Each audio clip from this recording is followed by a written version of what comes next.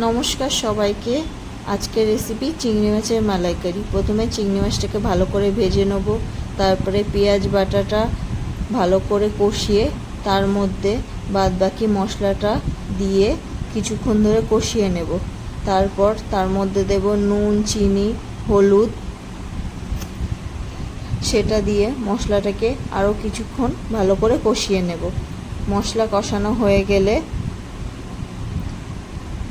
তার মধ্যে দিয়ে দিন নারকেলের দুধ। নারকেলের দুধটা দিয়ে মশলাটা ভালো করে মিশিয়ে নেব।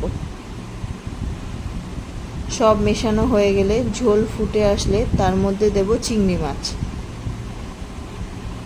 চিংড়ি মাছ দিয়ে ভালো করে ঝোলটা ফুটিয়ে নিতে হবে।